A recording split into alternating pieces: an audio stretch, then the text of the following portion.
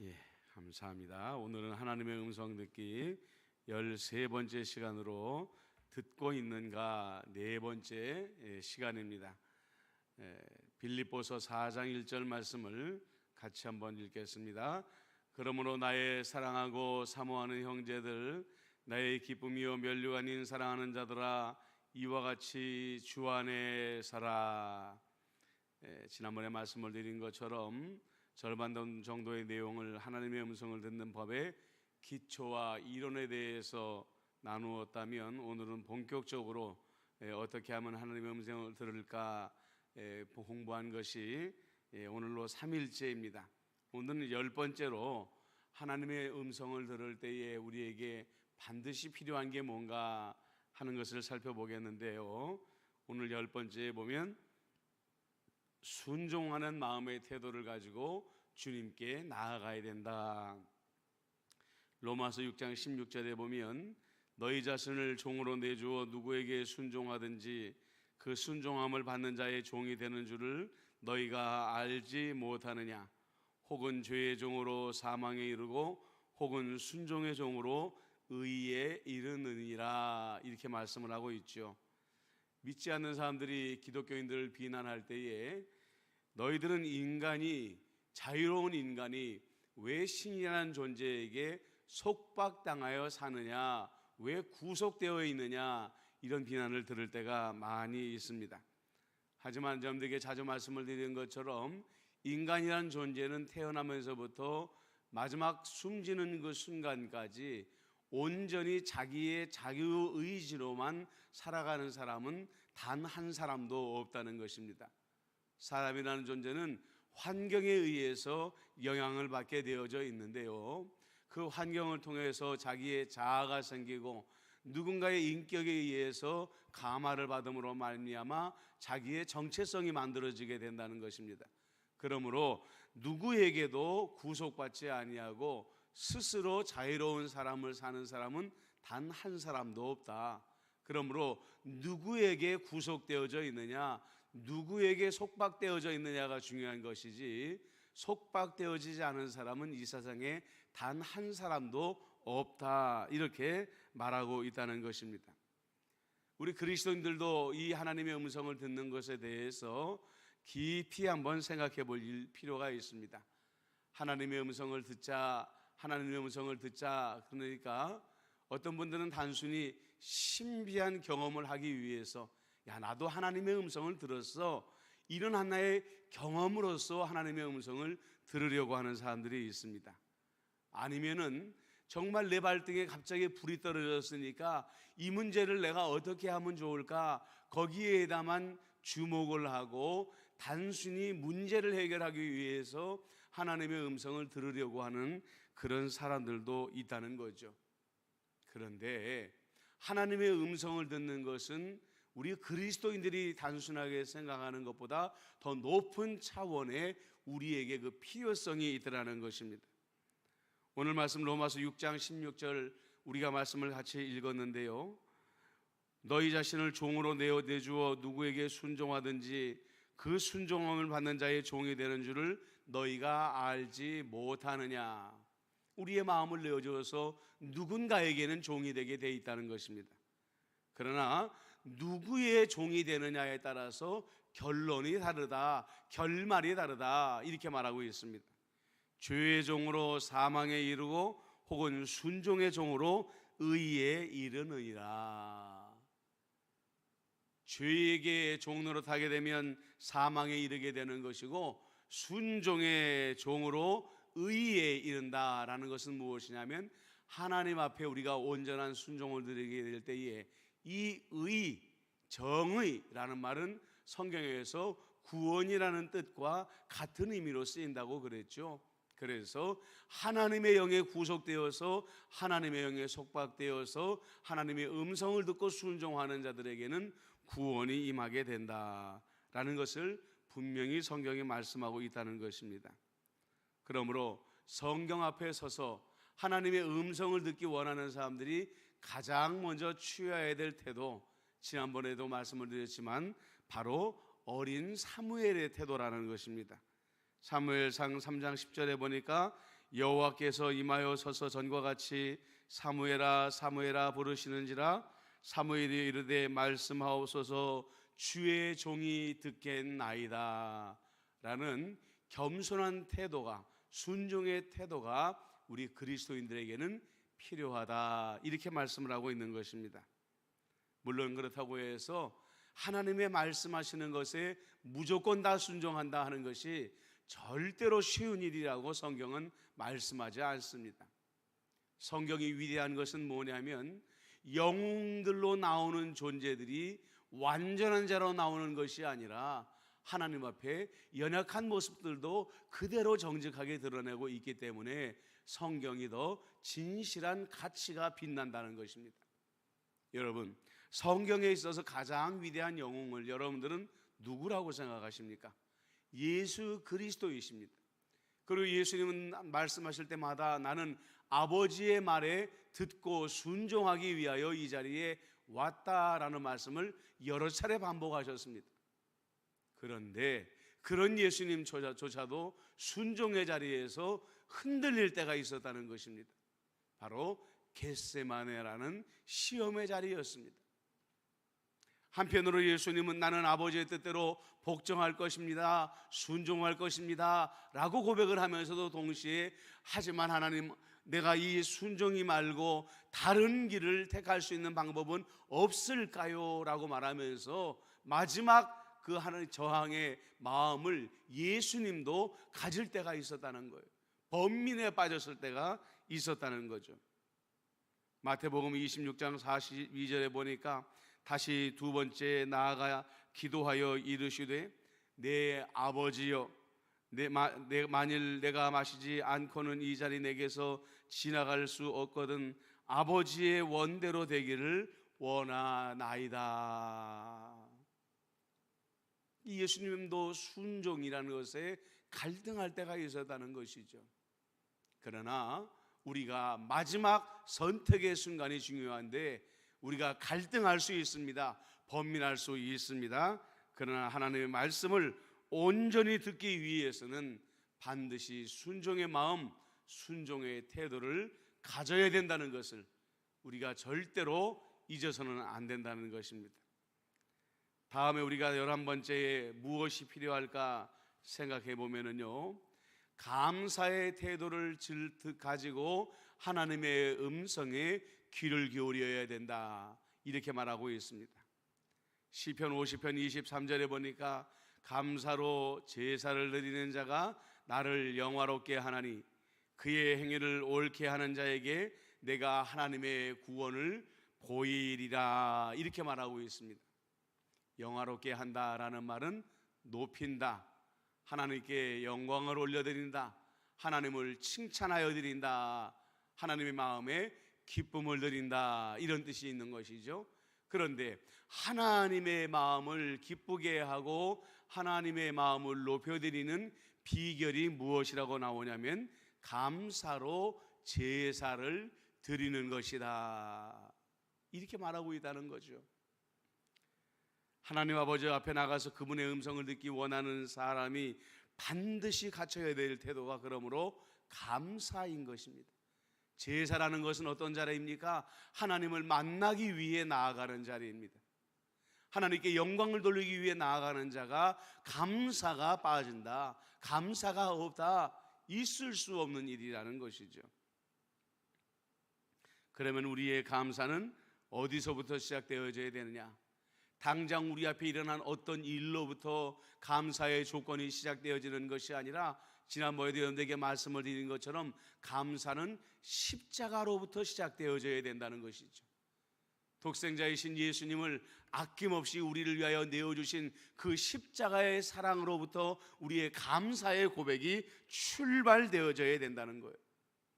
옛적에 내가 어둠에 속한 사람이었는데 나를 구원하여서 빛의 자녀로 삼아주신 하나님의 은혜를 생각하면서 우리의 감사가 시작되어져야 된다는 거죠. 사도 바울은 말합니다. 빌립보서 4장 6절에 아무것도 염려하지 말고 다만 모든 일에 기도와 간구로 너희 구할 것을 감사함으로 하나님께 아뢰라. 왜 아무것도 염려하지 말고 모든 일에 기도와 간구로 너희 구할 것을 감사함으로 하나님께 아뢰라 라고 말할까요? 지금 우리가 하나님께 드려야 될 기도의 제목들 가운데에서 독생자를 우리에게 주신 것보다 더 큰 기도의 제목이 있을 수가 없더라는 거예요. 그러니까 독생자를 주신 우리 하나님께서 너희의 기도에 대하여 응답하지 못할 것이 어디에 있느냐? 그러므로 독생자를 우리에게 주신 주님 감사합니다라는 그 믿음의 고백을 가지고 주 앞에 나가게 될 때에 주님께서 우리에게 응답하지 못할 기도의 제목이 없다라고 분명히 말씀하고 있다는 것이죠. 더불어서 여러분, 우리가 이 감사의 태도를 잊지 말아야 되는 것은 뭐냐면요, 감사의 반대편에 서 있는 게 뭘까요? 원망이라는 것입니다. 이 원망이라는 것이 여러 가지 역할을 하게 되는데, 먼저는 주님의 구원에 대한 감사를 잊어버리는 지우개 같은 역할을 합니다. 당장 내가 무엇이 필요한데 생기지 않았어요. 내 마음속에 원망이 생겨요. 쓴뿌리가 생기게 됩니다. 그러면 가장 먼저 우리 마음 가운데에 도전받고 지워지게 되는 게 뭐냐면 예수 그리스도의 십자가의 은혜에 대한 감사의 마음을 지워버리게 된단 말이에요. 또한 지금까지 하나님께서 나에게 많은 은혜를 베풀어서 에베네셀의 하나님께서 나에게 갖가지 은혜로 나에게 인도해 주신 것을 망각하도록 만들어버리는 것이 원망이라는 존재라는 거죠. 그 다음에 마지막으로요, 이 원망이 하는 가장 악한 역할은 뭐냐면 지금까지 독생자를 보내서 나를 구원하여 주신 하나님, 나의 필요를 채우신 하나님과 대적하도록 만든다는 거예요. 하나님과 우리를 원수되게 만드는 게 뭐냐? 원망이라는 존재라는 거예요. 그래서 성경에서 하나님은 이 원망하는 죄를 굉장히 무서운 심판으로 다루시겠다라고 말씀하고 있는 것입니다. 두 번째 페이지 중간에 보면 민수기 27장 27절로 30절 말씀이 있습니다. 그 말씀을 같이 한번 읽어볼까요? 나를 원망하는 이 악한 회중에게 내가 어느 때까지 참으랴? 이스라엘 자손이 나를 향하여 원망하는 바 그 원망하는 말을 내가 들었노라. 그들에게 이르기를 여호와의 말씀에 내 삶을 두고 맹세하노라. 너희 말이 내 귀에 들린 대로 내가 너희에게 행하리니 너희 시체가 이 광야에 엎드러질 것이라. 너희 중에서 20세 이상으로서 계수된 자 곧 나를 원망한 자 전부가 여분네 아들 갈렙과 눈의 아들 여호수아 외에는 내가 맹세하여 너희에게 살게 하리라 한 땅에 결단코 들어가지 못하리라. 원망함으로 말미암아서 출애굽은 했으나 20세 이상으로 된 자 중에 여호수아 갈렙 외에는 하나님의 약속하신 땅에 들어가지 못하고 광야에서 묻혔다, 이렇게 말씀하고 있더라는 거예요. 다시 한번 말씀드립니다. 여러분, 감사의 반대편에 원망이 있고, 원망은 독생자를 주신 주님에 대한 감사를 잊어버리게 만들고 에베네셀의 하나님의 은혜를 잊어버리게 만들고 하나님과 원수되게 하는 존재라는 거예요. 그러므로 우리가 마지막으로 분명히 알아야 되는 건 뭐냐면 감사와 원망의 중간지대는 없다. 감사와 원망의 중간지대는 없다. 내 영적인 상태를 오늘 내가 결정해야 되는데, 오늘 나에게 좋은 일이 있었든지 오늘 나에게 나쁜 일이 있었든지 마음의 태도를 결정해야 되는데 우리는 감사를 택해야지만이 주님의 구원을 끝내 경험할 수 있다. 이것을 절대로 잊어서는 안 된다는 것입니다. 마지막으로 우리는 경건한 마음으로 하나님 앞에 서야 됩니다. 삶이 망가지고 삶은 부정하고 몸과 마음과 영혼이 부정한 채로 주님께 나가서 하나님의 음성을 듣는 사람은 없다는 거예요. 욥기 13장 16절에도 경건하지 않은 자는 그 앞에 이르지 못하나니 이것이 나의 구원이 되리라 분명히 선을 긋고 있습니다. 경건하지 아니하는 자는 그 앞에 이르지 못한다. 두 번째로 디모데전서 4장 7절에 보면 망령되고 허탄한 신화를 버리고 경건에 이르도록 내 자신을 연단하라 이렇게 말하고 있습니다. 망령되고 허탄한 신화라는 것은 뭐냐면 그 당시에 초대교회를 흔드는 수많은 거짓과 사이비와 이단을 말하는 것입니다. 그 이단 가운데 하나가 뭐냐면 영지주의인데 그 영지주의 중에 하나가 뭐냐면 쾌락주의예요. 예수님은 너희의 몸에 관심이 없으니까, 네 몸은 어차피 썩어질 것이니까, 너의 영만 구원받을 것이니까 네가 하고 싶은 마음껏 쾌락을 즐기면서 살아라 하고 말하던 것이 영지주의의 한 분파였습니다. 그러므로 바울은 디모데에게 이런 허탄한 신화를 버리고 경건에 이르도록 내 자신을 연단하라. 연단한다는 것은 단어를 거꾸로 뒤집어 보면 더 이해가 쉽죠. 단련해라. 뜨거운 물에 쇳덩어리를 집어넣고 벌겋게 달궈서 쇠망치로 두들겨 가면서 더 강한 쇠를 만드는 것처럼 성도들이 지금에 있는 믿음을 가지고 만족하는 것이 아니라 더 단단한 믿음, 더 견고한 믿음을 갖기 위하여서 하나님의 말씀과 성령과 기도로 자기 자신을 연단해라 이렇게 말하고 있더라는 것입니다. 경건한 마음은 하나님의 말씀을 듣기 위한 기초가 된다라는 것을 이해할 수 있겠습니까? 태양도 세상도 모두 끌어모아서 쓸모없는 것들로 만드실 수 있고, 인생의 모든 미묘하고 세세한 일들도 주시고 나실 수 있는 하나님이시므로 주 앞에 나올 때에 경외하는 마음을 가져야 된다.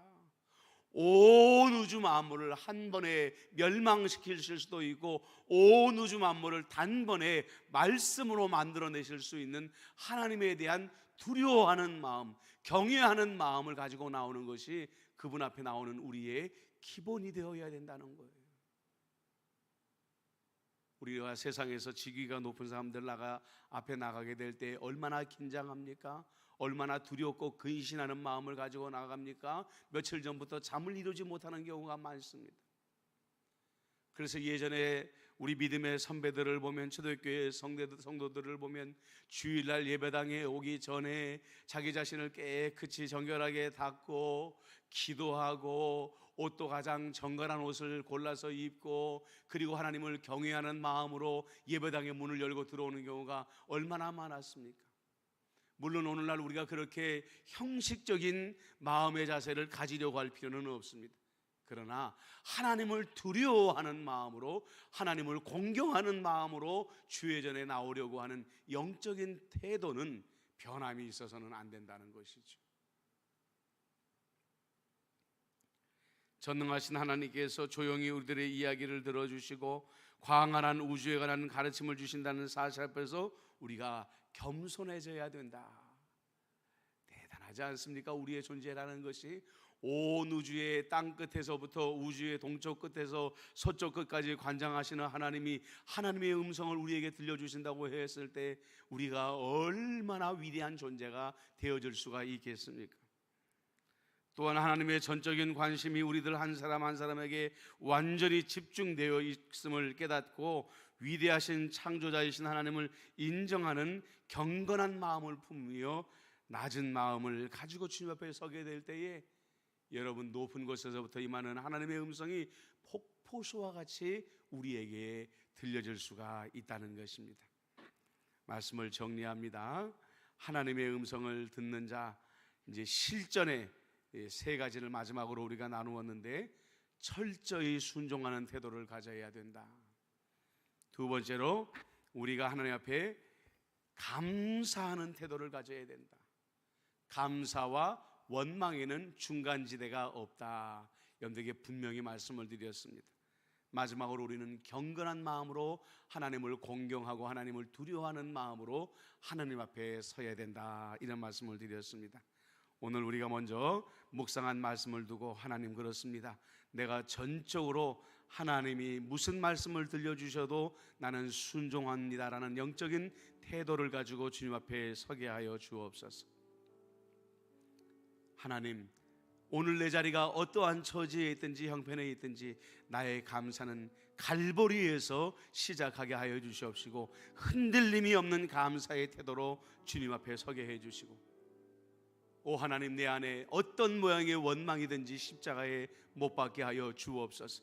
원망은 우리를 사망으로 이끄는 두려운 죄악인 것을 깨닫게 하여 주옵소서. 무조건 감사의 태도로 하나님께 서게 하여 주옵소서. 여러분들, 우리 한번 이렇게 기도하시고요, 하나님 앞에 나아갈 때에 그분을 두려워하는 마음으로, 공경하는 마음으로 겸비하게 나아가게 하여 주시옵소서. 이 시간 우리가 주신 말씀을 생각하며 잠시 한번 기도하도록 하겠습니다. 기도합니다. 사랑하네가 많으신 아버지 하나님, 오늘 우리가 하나님의 음성을 듣는 법, 듣고 있는가 네 번째 시간을 가졌습니다. 아버지 하나님이여, 내가 내 마음속에 하나님을 향하여 순종의 태도가 결정되어 있는지 돌아보게 하여 주옵소서. 예수님도 마지막 온전한 순종에 이르기까지 번민의 자리에 있었던 것을 우리가 알고 있습니다. 절대로 순종의 태도를 끝까지 지키는 것은 쉬운 일이 아니지만, 이 시간에 우리 마음 가운데에 결단하며 결정하게 하여 주시옵소서. 진정으로 아버지 하나님은 우리 마음 가운데에 주여 말씀하옵소서, 내가 듣겠나이다라는 순종의 태도가 흔들림이 없도록 인도하여 주옵소서. 아버지 하나님이여, 감사의 마음을 잊지 말게 하여 주옵소서. 감사로 제사를 드리는 자가 하나님을 영화롭게 한다고 하였고, 아무것도 염려하지 말고 다만 모든 일에 기도와 간구로 너희 구할 것을 감사함으로 하나님께 아뢰라고도 말씀하여 주셨습니다. 우리의 모든 감사는 갈보리에서 시작되게 하여 주옵소서. 오늘 나의 처지가 아무리 어렵고 힘들어도 아버지, 절대로 우리가 갈보리의 감사를 잊지 말게 해 주시옵시고, 에베레셀의 하나님의 아버지 은혜를, 감사를 잊지 말게 하여 주시옵소서. 원수마귀가 우리 마음에 뿌리는 원망의 씨앗이 우리 안에 자라나지 아니하도록 인도하여 주옵소서. 감사와 원망의 중간지대는 없습니다. 나는 오늘 감사를 택할 것인가, 원망을 택할 것인가 스스로 결정하게 하여 주시고 결단하게 하여 주옵소서. 더불어 아버지 하나님이 우리가 하나님을 공경하며 두려워하는 마음으로 하나님께 나아가게 하여 주옵소서. 온 우주 만물을 말씀으로 창조하시고 통치하시는 그 존귀하신 하나님을 공경하는 마음으로 우리가 하나님 앞에 나아가는 자가 되게 하여 주심으로 말미암아 위대하신 하나님 앞에 서게 하여 주시옵시고, 그 존귀하신 하나님의 음성을 겸손히 들을 수 있는 우리가 될 수 있도록 역사하여 주시옵소서. 하나님 아버지, 오늘 우리가 하나님의 말씀을 들을 때에 순종하는 마음으로, 감사하는 마음으로, 공경하는 마음으로 들어야 된다는 것을 공부하였습니다.